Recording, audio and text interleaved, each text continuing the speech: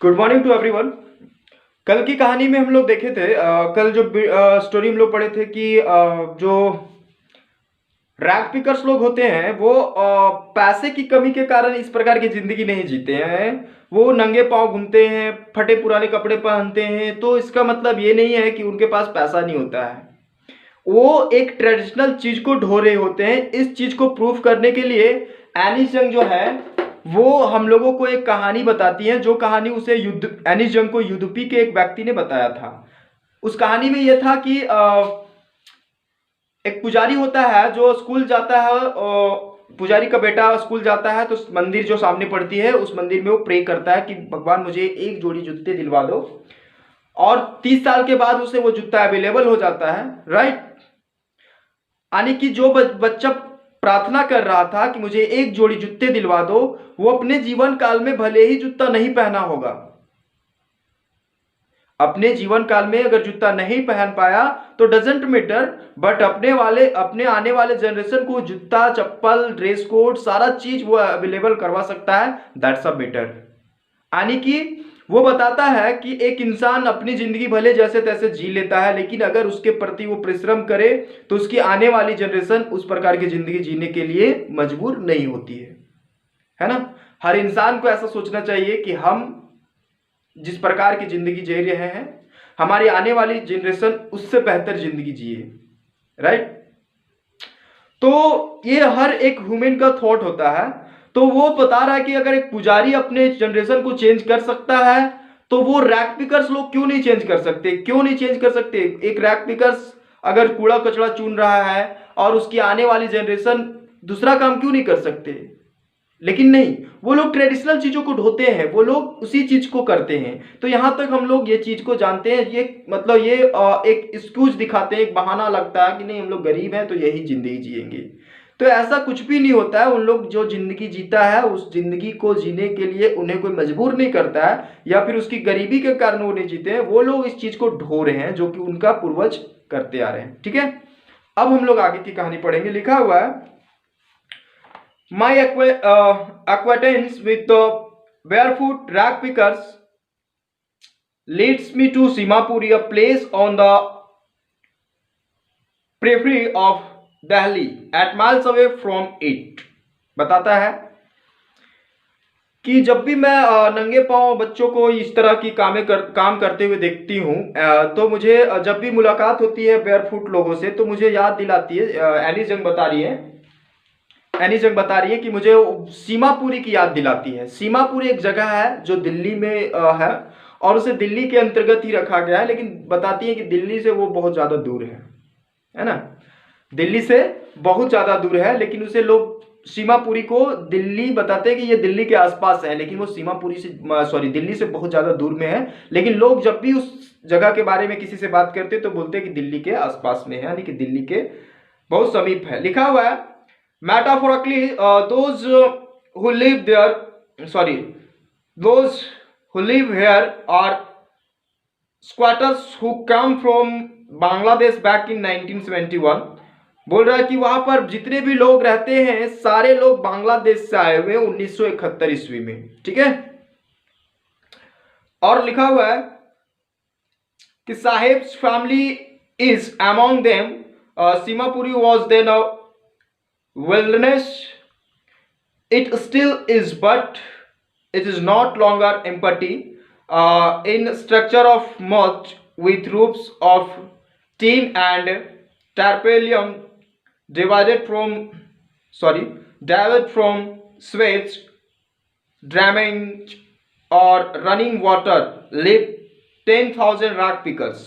बताता है कि सीमापुरी में जो लोग रहते हैं वो बांग्लादेश से आए हुए 1971 ईस्वी में, और वहाँ जितने भी लोग रहते हैं लगभग 10,000 लोग रैग पिकर्स रहते हैं, और सब के सब एक ऐसी जिंदगी जी रहे होते हैं। उनका घर तो होता है लेकिन एक मिट्टी का बना होता है, और मिट्टी का ढांचा बना होता है, और ऊपर में टीन का छत होता है, जो कि बहुत ज्यादा बारिश होने के टाइम में वो छत चूता है, और वो लोग उसी जगह पर अपनी जीवन यापन करते हैं। ठीक है, तो ऐसा नहीं है कि वो लोग इसको बदल नहीं सकते, अपने लाइफस्टाइल को चेंज नहीं कर सकते, ऐसा नहीं है। वो लोग अपने लाइफस्टाइल को चेंज कर सकते हैं, लेकिन वो लोग करना नहीं चाहते हैं, इस चीज को वो लोग करना नहीं चाहते हैं, अपने लाइफ स्टाइल को चेंज। ठीक है, अब हम लोग आगे देखेंगे। लिखा हुआ है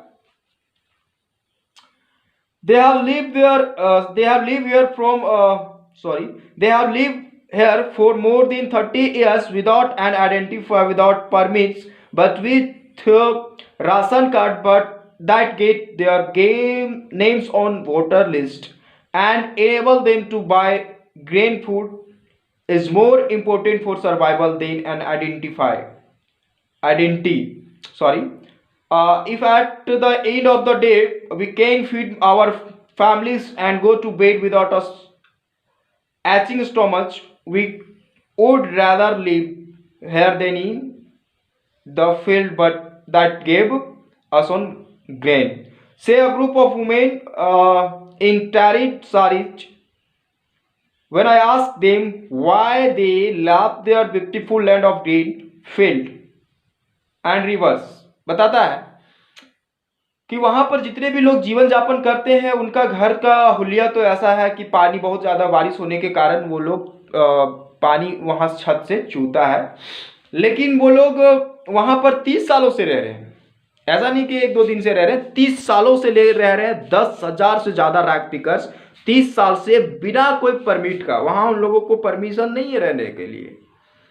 वो लोग के लिए कोई वहां पर आधार कार्ड या फिर कोई ऐसा आइडेंटिटी नहीं है जो वहां के लोग निवासी कहला सकते हैं, ऐसा कुछ भी नहीं है उन लोगों के पास, लेकिन फिर भी वो लोग रह रहे हैं। हाँ, एक चीज है उन लोगों के पास, क्या है? राशन कार्ड है। और राशन कार्ड होने के कारण उन लोगों का नाम जो है वो कहां पर आ जाता है?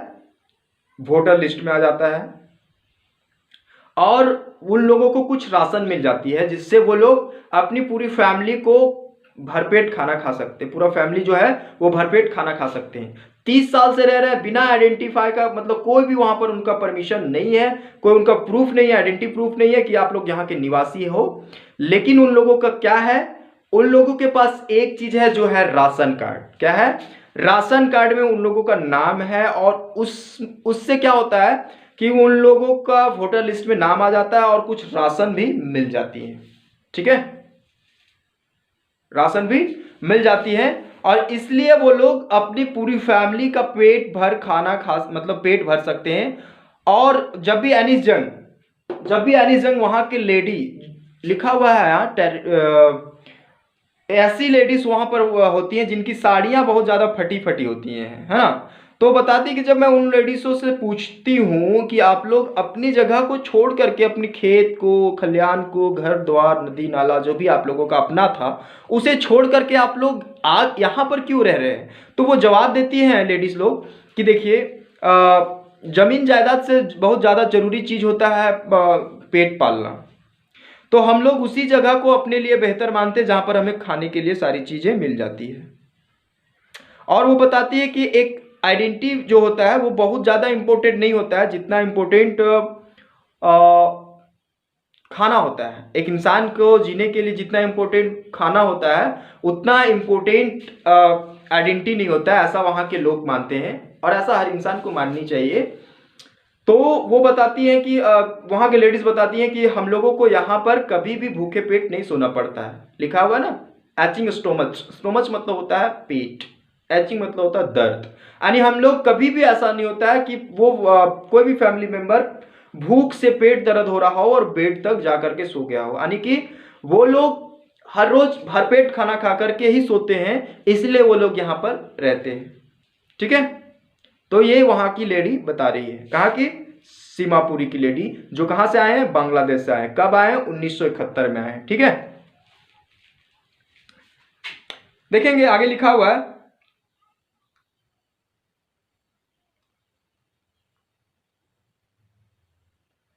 एक मिनट,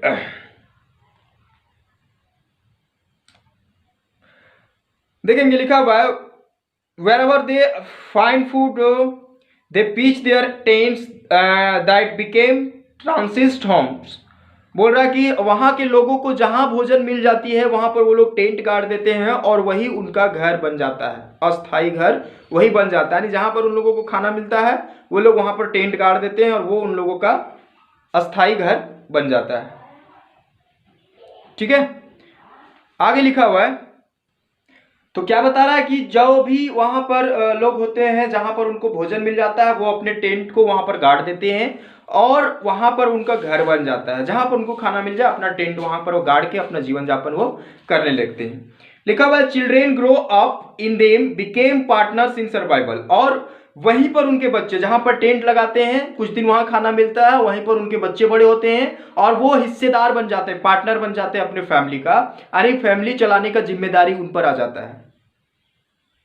पूर्वज लोग कहते थे कि जो अमीर घर का बेटा होता है बाबू, वो 18 साल के बाद भी बड़ा नहीं होता है, लेकिन जो गरीब घर का बच्चा होता है वो 8 साल में बड़ा हो जाता है ना। तो वो लोग जहां पर भी अपना टेंट गाड़ते हैं, जीवन यापन करते हैं, वहां से उन लोगों का लाइफ शुरू होता है। फिर उनके बच्चे वहां पर बड़े होते हैं और वो अपने फैमिली को चलाने के लिए हिस्सेदार बन जाते हैं और फिर उसमें वो भागीदारी ले लेते हैं, अपनी अपनी रिस्पॉन्सिबिलिटी लेते हैं, वही काम अपने पापा मम्मी के साथ में वो करते हैं। ठीक है, देखो लिखा हुआ है and survival in Seemapuri means rag pickers. और बोलता है कि सीमापुरी में जिंदगी मतलब रैग पिकर्स। ऐसा नहीं कि कोई सीमापुरी में रह करके कलेक्टर बन गया, कोई सीमापुरी में रह करके टीचर बन गया, कोई सीमापुरी में रह करके पुलिस बन गया। ऐसा मतलब कोई ऐसी दूसरी जिंदगी वहां पर जीता नहीं है कि सीमापुरी में रहकर कोई बिजनेस चला रहा है। ये सब मतलब वहां पर पॉसिबल नहीं है। ठीक है, तो मतलब वही बता रहा है कि survival of Seemapuri means rag pickers. यानी सीमापुरी में जिंदगी जीना मतलब रैग पिकर्स की जिंदगी जीना पड़ेगा। जितने भी लोग वहां जी रहे थे सबके सब रैग पिकर्स थे, यानी कूड़ा कचरा चुनने वाले। ठीक है, लिखा हुआ है कि through the years it has acquired he proportion of the fine art. बोलता है कि धीरे धीरे क्या हो गया, समय के साथ साथ में ये कूड़ा कचरा बिनना एक कला बन गया है। क्या हो गया है, कला बन गया है। लोग तरह तरह की आइडिया निकाल करके कूड़े को एकत्रित कर रहे हैं। आगे लिखा हुआ है garbage to them is gold. जो कूड़ा का ढेर होता है उन लोगों के लिए सोना है। क्या है, सोना है। लिखा हुआ it is their daily bread roof over their heads even if it is a leaking roof but for a child it is even more. बताता है कि वही कचरा जिसको वो लोग सोना मानते हैं, वही उन लोगों का हर रोज का रोटी है, वही उन लोगों का छत है। वैसा छत जो हर रोज लीकेज होता है। यानी कि जो भी है सीमापुरी के लोगों के लिए सब के सब चीज क्या है, कचरा है। यानी कचरा से ही लोग सोना बनाते हैं, कचरा से ही घर बनाते हैं, कचरा से ही उनका छत बनता है, कचरा से ही हर रोज वो रोटी खाते हैं। जो भी है वहां के लोगों के लिए सब के सब उसका कचरा है। कचरा को लोग सोना मानते हैं। ठीक है, और वहां के बच्चे भी इसे सब कुछ मानते हैं, क्योंकि उन लोगों के पास भी इसके अलावा और कुछ भी नहीं है।